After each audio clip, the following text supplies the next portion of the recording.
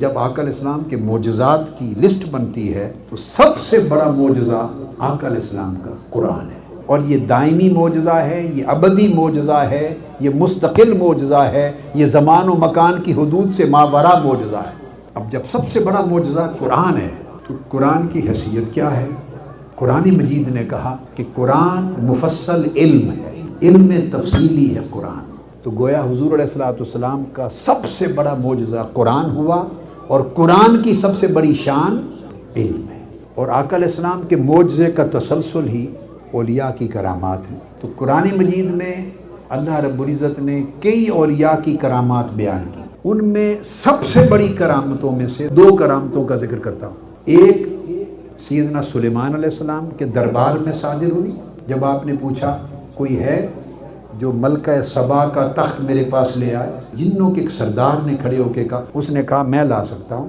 فرمایا کتنی دیر میں؟ اس نے کہا آپ کی مجلس کے برخاست ہونے سے پہلے ملک سبا سے تخت یہاں حاضر ہوگا۔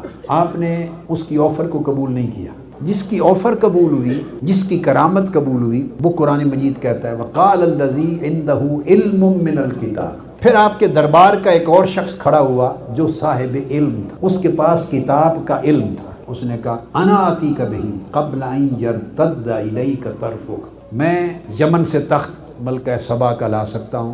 فرمایا کتنی دیر میں؟ فرمایا آپ کی آنکھ جھپکنے سے پہلے۔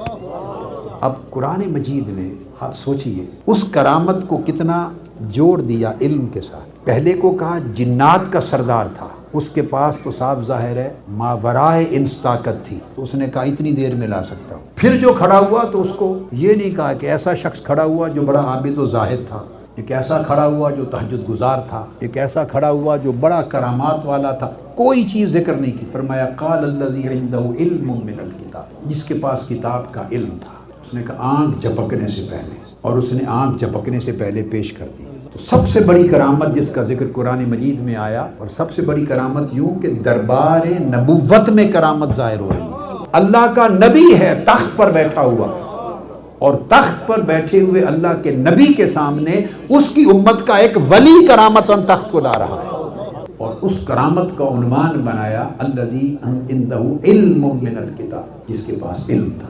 تو پتہ چلا قرآن مجید کا پیمانہ کہ سب سے بڑی کرامت کا عنوان علم ہے۔ پھر دوسری بڑی عظیم الشان کرامت بیان کی، اور وہ بھی سب سے بڑی کرامت اس لیے کہ وہ ایک ولی کی کرامت ہے، اور اس کا تعلق اللہ کے ایک برگزیدہ رسول کے ساتھ، سیدنا موسیٰ علیہ السلام کے ساتھ۔ وہ حضرت خضر کی تلاش میں گئے ہیں۔ اب موسیٰ علیہ السلام جس ولی کی تلاش میں گئے ہیں، اس ولی کی پہچان یہ ہے کہ ہماری بارگاہ سے خزانہ علم میں سے خصوصی علم کا خزانہ اس کو عطا کیا۔ اس کی بھی امتیازی شان علم ہے، اور تینوں کرامتیں جو صادر ہوئی ہیں، تینوں کرامتوں کا تعلق علم کے ساتھ، یعنی کشتی کو توڑنا اور بعد میں بتانا کہ پیچھے ایک بادشاہ آ رہا ہے، وہ دیکھا نہیں تھا، اس کا بھی تعلق باطنی علم کے ساتھ۔ بچے کو مار دینا اور بتانا کہ جوان ہو کر کافر بنتا، اس کا تعلق بھی علم کے ساتھ۔ گرتی ہوئی دیوار کو تعمیر کر دینا، بتانا کہ اس کے نیچے خزانہ دفن ہے، اس کا تعلق بھی۔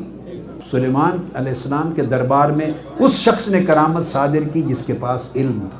ادھر فرمایا کہ اس کو ملنے گئے حضرت موسیٰ علیہ السلام، جس کو ہم نے اپنے خزانہ علم سے بڑا حصہ وافر علم کا عطا علمناہ من لدنا علما۔